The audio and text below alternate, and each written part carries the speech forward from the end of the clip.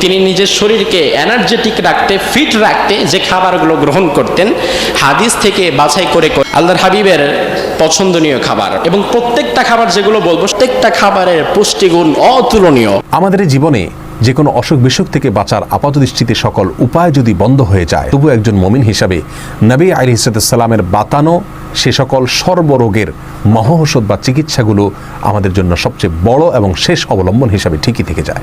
5টি চিকিৎসার কথা বলবো, যেগুলোতে আল্লাহ সুবহানাহু ওয়া তাআলা সকল রোগবালাই থেকে, সকল অসুখ বিসুখ থেকে নিরাপদে এবং সুস্থ থাকার উপাদান নিহিত রেখেছেন।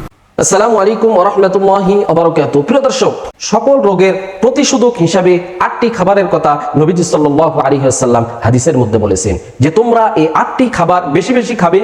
এই 8টি খাবারের মধ্যে শেফা রয়েছে। আমরা নবীজির এই হাদিস অনুযায়ী এই 8টি খাবার যদি আমরা খাই, সহজে আমাদেরকে আল্লাহ তাআলা অসুখ বিসুখ দিবেন না ইনশাআল্লাহ। সেই 8টি খাবার কি কি, নবীজি সাল্লাল্লাহু আলাইহি ওয়াসাল্লাম কোন 8টি খাবারের কথা বলেছেন সে বিষয়ে আজকে আমরা জানবো ইনশাআল্লাহ। আজকে আমাদের বিশেষজ্ঞ প্যানেলে বাংলাদেশের বিজ্ঞ 3 জন আলেম রয়েছেন। এই 3 জন বিজ্ঞ আলেমের কাছ থেকে আমরা জানবো যে নবীজি সাল্লাল্লাহু আলাইহি ওয়াসাল্লাম সকল রোগের প্রতিষেধক হিসেবে 8টি খাবারের কথা বলেছেন। সেই 8টি খাবার কি কি সে বিষয়ে আজকে আমরা জানবো ইনশাআল্লাহ। আজকে আমাদের বিশেষজ্ঞ প্যানেলে যে সমস্ত আলেমরা রয়েছেন, 1 number doctor Mizanur Rahman Azhari, 2 number মুফতি ইয়াহইয়া তাকি, 3 নাম্বার শায়েখ আহমদুল্লাহ। প্রিয় দর্শক, চলুন আমরা একে একে তাদের বক্তব্যগুলি শুনে আসি। আমরা শুরুতে ডক্টর মিজানুর রহমান আজহারির বক্তব্যটি শুনে আসি। গাভীর দুধ খান তো? বিষ্ণুনবী বলতেন তোমরা গরুর দুধ খেও, ফাইন্নাহা তুরাম্মু মিনাল আশজার, কেননা গরুর দুধ সবুজ ঘাস পাতার নির্যাস। গরুর গোশতের ভেতরে আছে খালি রোগ, আর গরুর দুধে আছে শেফা। তো গোশত কম খাবেন, দুধ খাবেন বেশি। অনেক ডাক্তার আছে এরা বলে যে লাল গোশত যারা খায় এরা যেন আমার সিরিয়াল না ধরে। দুধ খাবেন, দুধ হচ্ছে সুষম খাবার, এটা জান্নাতি খাবার। জান্নাতীদের জন্য 4টা ঝর্ণা থাকবে, একটা হচ্ছে দুধের ঝর্ণা। পানির মধ্যে যদি লবণ ছিটিয়ে দেয়া হয়, লবণে আছে সোডিয়াম ক্লোরাইড, আরো অনেকদিন বাঁচবেন। আর দুধ খেয়ে আজীবন বাঁচবেন যদি হজম করতে পারেন। বিশ্বনবীর খাবারের তালিকার শীর্ষে ছিল দুধ। তিনি দুধ খেতে পছন্দ করতেন, তিনি মধু খেতে পছন্দ করতেন, তিনি রুম্মান মানে ডালিম ফল খেতে পছন্দ করতেন, খেজুর খেতে পছন্দ করতেন, তিনি খুবস রুটি খেতে পছন্দ করতেন, তিনি খাসির বাজুর গোশত, সিনার গোশত খেতে পছন্দ করতেন। বিষ্ণুনবী লাউ খেতে পছন্দ করতেন। লাউ খান তো নাকি কোন স্বাদের লাউ? বিসমিল্লাহ বলে খাবেন, খাওয়ার পরে কি পড়বেন? আলহামদুলিল্লাহ। লাউ খেতেন বিশ্বনবী। মাশরুম খেতেন। মাশরুম চিনেন? এখন ইদানিং মাশরুমের স্যুপ পাওয়া যায়, এটা চোখের জন্য বেশ ভালো। মাশরুম খেতেন, শশা খেতেন, তরমুজ খেতেন, কালিজিরা খেতেন, আজোয়া নামে একটা খেজুর খেতেন স্পেশাল। দিনার আজোয়া খেজুর যদি কেউ প্রতিদিন সকালে 7টা খায়, ওই দিন কোনো সাপে কামড় দিলেও বিষে ধরবে না, ব্ল্যাক ম্যাজিক করলে ক্ষতি হবে না, জিন পরীর জাদু টোনায় তো কাজই হবে না। সুবহানাল্লাহ পড়েন। এগুলো পড়ে রুকিয়া করবেন, রুকিয়া আর রুকিয়া করবেন। ফু দিলে সুস্থ করে দিবে কে? সূরাতুল ইখলাস, সূরাতুল ফালাক, সূরাতুন নাস, 3টাকে একসাথে বলে কুল আস-সালাসা, 3 কুল। বিশ্বনবী প্রতিদিন সন্ধ্যাবেলায়, সকালবেলায় আর ঘুমোতে যাওয়ার আগে এই 3 কুল পড়ে হাত 2টা মিলিয়ে হাতে ফু দিতেন লম্বা। ফু দিয়ে মাথা থেকে এরকম ম্যাসাজ করতে করতে পা পর্যন্ত 2 হাতে যতটুকু সব শয়তানের শয়তানি থেকে, ব্ল্যাক ম্যাজিক থেকে, জাদু টোনা বান থেকে আপনার প্রোটেকশন দিবে কে? প্রত্যেক ফরজ সালাতের পরে একবার আয়াতুল কুরসি, লাম ইয়ামনাহু মিন দুখুলিল জান্নাতি ইল্লাল মাউত। প্রত্যেক ফরজ সালাতের পরে যে আয়াতুল কুরসি পড়বে তার জান্নাতে যাওয়ার ক্ষেত্রে কিছুই বাধা থাকে না, একটা জিনিস ছাড়া, সেটা হচ্ছে মরণ। লোকটা মরে না তাই জান্নাতে যায় না, মরলেই জান্নাত। পড়তে রাজি আছেন? আল্লাহর হাবিবের পছন্দনীয় খাবার, প্রথম পছন্দনীয় খাবার, এবং প্রত্যেকটা খাবারের পুষ্টিগুণ অতুলনীয়। কোনোদিন কোনো বাজে খাবার, কোনো শরীরের জন্য কষ্টকর কোনো খাবার আল্লাহর হাবিব খেতেন না। বিশ্বনবীর প্রথম পছন্দনীয় খাবার হচ্ছে খেজুর, অনেক এনার্জেটিক ফুড খেজুর। আল্লাহর হাবিবের মোস্ট ফেভারিট ফুড আরেকটা ছিল, সেটি হচ্ছে দুধ। গরুর গোশত কম খাও, গরুর দুধ বেশি খাও। আজকের মেডিকেল সায়েন্স বলছে গরুর যে রেড মিট, যেটা লাল গোশত, যেটা এটার মধ্যে অনেক ক্ষতিকারক দিক থাকে, এই জন্য এটা কমিয়ে দিতে হবে, দুধ বেশি খেতে হবে। আর এই একই ফর্মুলা আমাদেরকে 1500 বছর আগে শিখিয়েছেন মুহাম্মদ সাল্লাল্লাহু ফেভারিট ফুড, সেটি হচ্ছে মধু এবং কালো জিরা। মধু এবং কালো জিরা মৃত্যু ছাড়া সব রোগের শ্রেষ্ঠ ঔষধ, আলহামদুলিল্লাহ বলেন। অনেকে বলে হুজুর মধু খাইলে নাকি যে শরীর একটু গরম হয় বা ওই ঠান্ডা কাশি দূর হয়, আমি এত খাইলাম হাদিস পরে কিচ্ছু হলো না। আমি বলি আরে ভাই হাদিসে ভেজাল নাই, ভেজাল থাকলে তোমার মধুতে আছে। আর আল্লাহর হাবিবের পছন্দনীয় খাবার বার্লি। বার্লি হচ্ছে গমের মতো একটা খাবার। রাসূলের অন্যতম একটি পছন্দ খাবার লাউ। আল্লাহর হাবিব সাল্লাল্লাহু আলাইহি ওয়াসাল্লাম একবার এক দাওয়াতে গেলেন, তার সামনে গোশত দিয়ে লাউ রান্না করে দেয়া হলো। বিশ্বনবী সাল্লাল্লাহু আলাইহি ওয়াসাল্লাম গোশতগুলো এক সাইডে রেখে লাউগুলো বেছে বেছে লাউগুলো খুঁটি খুঁটি খাওয়া শুরু করলেন। সাহাবী রাদিয়াল্লাহু আনহু দেখে বললেন, ইয়া রাসূলুল্লাহ, লাউ আপনি পছন্দ করেন? আল্লাহর হাবিব বললেন, হ্যাঁ লাউ আমি পছন্দ করি। নাম্বার আল্লাহর হাবিবের আরেকটি পছন্দনীয় খাবার তরমুজ এবং শসা। আল্লাহর হাবিব যখন তরমুজ খেতেন, তরমুজের সাথে রাতাব মিক্স করে খেতেন। রাতাব মানে হচ্ছে খেজুর। তরমুজ যখন খেতেন, তরমুজের সাথে মাঝে মাঝে এক কামড় খেজুর খেতেন। এটাও খুব উপাদেয় একটা খাবার। আল্লাহর হাবিবের ফেভারিট ফুড হচ্ছে 3 ফল। ডুমুর হচ্ছে বিশ্বনবীর ফেভারিট ফুড। ডালিম আপনারা কি নামে বলেন? মাশরুম। মাশরুম আছে আপনাদের এখানে। 13 নাম্বার আল্লাহর হাবিবের ফেভারিট ফুড পনির। আর মাখনের কথাই স্পেসিফিক হাদিসের মধ্যে রয়েছে। আল্লাহর হাবিব 3টা খাবারকে অপছন্দ করতেন, কারণ আল্লাহ রাব্বুল আলামিন বলেছে, আমার নবী যা করতেন তা তোমরা করবা, আমার নবী যা করতেন না তা তোমরা করবা না। আমার নবী করেছেন তোমরা করবা, আমার নবী ছেড়েছেন তোমরা ছাড়বা। এজন্য বিশ্বনবীর জীবনে তিনি যা করেছেন সবটাই আমাদের জন্য আদর্শ। আল্লাহর হাবিব 3টা খাবারকে অপছন্দ করতেন। কয়টা? আল্লাহর হাবিব খুব গরম খাবার তিনি কখনো খেতেন না। এই গরম খাবারটাকে আল্লাহর হাবিব অ্যাভয়েড করতেন, এটা তিনি খেতেন না। তিনি বলতেন, খাবার যখন খাবা, খাবারটাকে একটু ঠান্ডা করে এরপরে খাও। ইন্নাহু আযামুল বারাকাহ, এটা বরকতের অনেক কল্যাণকর একটা বিষয়। এজন্য গরম খাবার খেতেন না, কারণ অতিরিক্ত গরম খাবার হচ্ছে জাহান্নামীদের খাবার। অতিরিক্ত গরম খাবার কখনো মুমিন খেতে পারে না। বাসি কোনো খাবার আল্লাহর হাবিব খেতেন না, আর এটা আল্লাহর হাবিব খেতেন না। কারণ হচ্ছে বাসি খাবার খেলে শরীরের মধ্যে রোগ জীবাণু হওয়ার সম্ভাবনা আছে না নাই?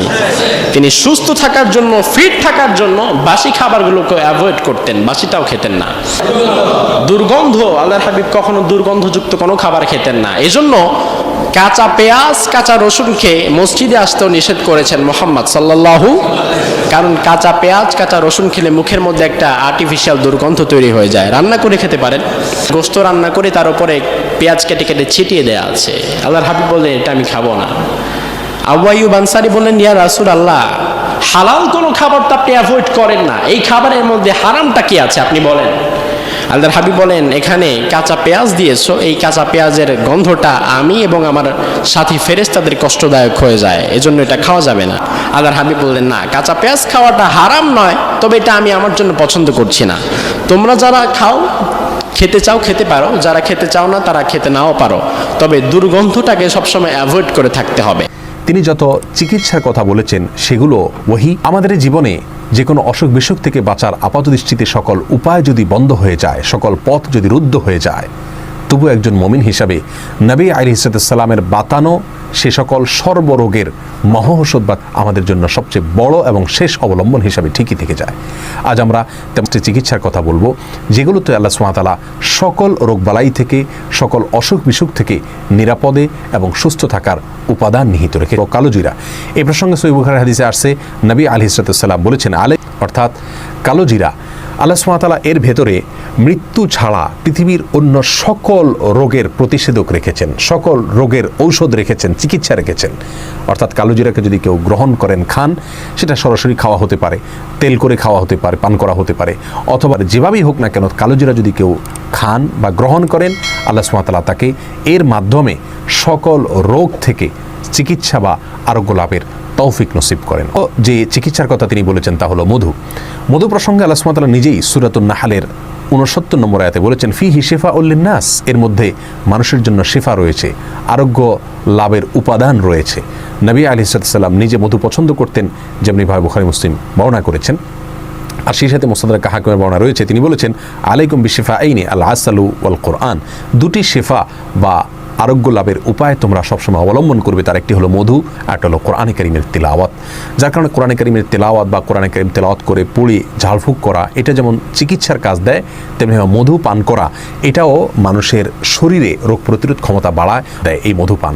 বিধায় দ্বিতীয় হলো মধু, যেটা সর্বরোগের ঔষধ হিসাবে আমরা গ্রহণ করতে পারি। হেজামা বা যেটাকে আমরা শিঙ্গা লাগানোর কথা বলি, এই হেজামা বা শিঙ্গা লাগানো এটাও সর্বরোগের মহা ঔষধ। নবী সাল্লাল্লাহু আলাইহি সাল্লাম নিজে হেজামা গ্রহণ করতেন এবং সহিহুল জামের বর্ণিত হাদিসে আসছে, তিনি বলেছেন সময়গুলোতে হেজামা গ্রহণ করেন তাহলে তার সকল রোগ থেকে আল্লাহ সুবহানাহু ওয়া তাআলা আরোগ্য লাভ করার তৌফিক তাকে নসিব করেন, সকল রোগের শেফা হিসাবে এটি তার জন্য কাজ করে। তাহলে জমজমের পানি এটাও সর্বরোগের একটি মহা ঔষধ, সর্বরোগের একটি কমন চিকিৎসা এবং নববী চিকিৎসার মধ্য থেকে একটি হলো জমজমের পানি। আমি ব্যক্তিগতভাবে এমন কয়েকজন লোককে চিনি যাদের বিভিন্ন দুরারোগ্য ব্যাধি ছিল এবং সে সমস্ত ব্যাধি থেকে আত্মরক্ষার জন্য, চিকিৎসার জন্য তারা পৃথিবীর যত চিকিৎসা হতে পারে তার সবগুলো তারা গ্রহণ করেছেন, কিন্তু সকল চিকিৎসাই ব্যর্থ হয়েছে। এমত পর্যায়ে তারা জমজমের পানিকে নিয়মিত পান করেছেন, আল্লাহ সুবহানাহু ওয়া তাআলা তাদেরকে অলৌকিকভাবে সুস্থতার নেয়ামত নসিব করেছেন। অতএব জমজমের পানি এটাও সর্বরোগের একটি কমন মহা ঔষধ। নবী আলাইহিস সালাম বলেছেন, কেউ যদি প্রতিদিন সকালবেলা 7টি আজোয়া খেজুর খায়, ওই দিনে মৃত্যু ছাড়া অন্য কোনো রোগ তার কোনো ক্ষতি করতে পারে না। অতএব আজোয়া খেজুরও এর মধ্যেও প্রতিষেধক রয়েছে, চিকিৎসা রয়েছে সর্বরোগের, যে কোনো রোগ। এর প্রত্যেকটার ভিতরেই আল্লাহ সুবহানাহু ওয়া তাআলা অলৌকিকভাবে চিকিৎসা রেখেছেন, আল্লাহ সুবহানাহু ওয়া তাআলা আরোগ্য লাভের উপাদান রেখেছেন। বিধায় যে কোনো দুরারোগ্য ব্যাধি থেকে বাঁচার জন্য অথবা আত্মরক্ষার জন্য, আরোগ্য লাভের জন্য আমরা এই উপায়গুলো অবলম্বন করলে আল্লাহ সুবহানাহু ওয়া তাআলা আমাদেরকে রক্ষা করবেন এবং হেফাজত রাখবেন। বিভিন্ন দোয়া এগুলো আমরা অবলম্বন করতে পারি। বিসমিল্লাহিল্লাযী লা ইয়াদুররু মা ইসমিহি, সকাল সন্ধ্যা 3 বার, আরও যে সমস্ত দোয়া আছে সেগুলো পাঠ করা, সেই সাথে সূরা ফাতিহা, এটা সকল রোগের জন্য কমন একটা অলৌকিক চিকিৎসা। এর মাধ্যমে সূরা ফাতিহা পড়ে আমরা কোনো পানিতে ফু দিয়ে পান করলে অথবা কোনো কিছুতে ফু দিয়ে সেটা খেলে আল্লাহ সুবহানাহু ওয়া তাআলা এর মাধ্যমে আমাদেরকে চিকিৎসা এবং আরোগ্য লাভের তৌফিক নসিব। প্রিয় দর্শক, এতক্ষণ আমরা শুনছিলাম বাংলাদেশের বিজ্ঞ 3 জন আলেমের কাছ থেকে যে সকল রোগের প্রতিষেধক হিসাবে নবীজি সাল্লাল্লাহু আলাইহি ওয়াসাল্লাম 8টি খাবারের কথা বলেছেন। সেই খাবারগুলো কিভাবে খেতে হবে সে বিষয়ে আমরা শুনছিলাম বিজ্ঞ আলেমদের কাছ থেকে। প্রিয় দর্শক, নবীজি সাল্লাল্লাহু আলাইহি ওয়াসাল্লামের প্রিয় অনেক খাবারই ছিলেন, তার মধ্য থেকে হাদিসের মধ্যে এসেছে, মুহাদ্দিসিনে কেরাম বলেছেন যে 8টি খাবার নবীজি সাল্লাল্লাহু আলাইহি ওয়াসাল্লাম সকল উম্মতকে প্রতিষেধক হিসাবে খাবার নির্দেশ করেছেন, খেতে বলেছেন বেশি বেশি। কারণ এই খাবারের মধ্যে আল্লাহ পাক রব্বুল আলামিন মানুষের জন্য শেফা দান করেছেন। এই জন্য এই খাবার আমরা বেশি বেশি খাবো ইনশাআল্লাহ। প্রিয় দর্শক, বিশেষ করে মধুর কথা এসেছে এবং দুধের কথা এসেছে, আরো অন্যান্য খাবারের কথা এসেছে, যে এই খাবারগুলি আমরা বেশি বেশি খাবো।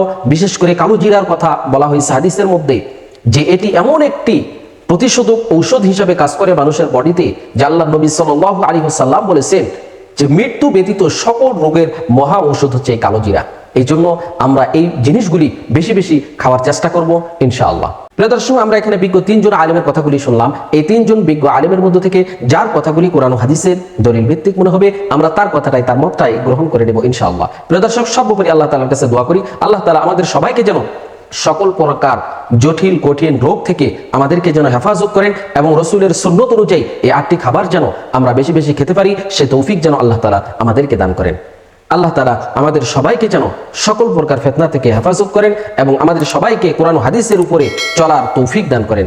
প্রিয় দর্শক, আমরা একেবারে ভিডিও শেষ প্রান্তে চলে এসেছি। আজকের মতো আমি মিনারুল ইসলাম এখানেই বিদায় নিচ্ছি। দেখা হবে অন্য কোনো ভিডিওতে। সে পর্যন্ত সকলে ভালো থাকবেন, সুস্থ থাকবেন। আসসালামু আলাইকুম ওয়া রাহমাতুল্লাহি ওয়া বারাকাতুহু।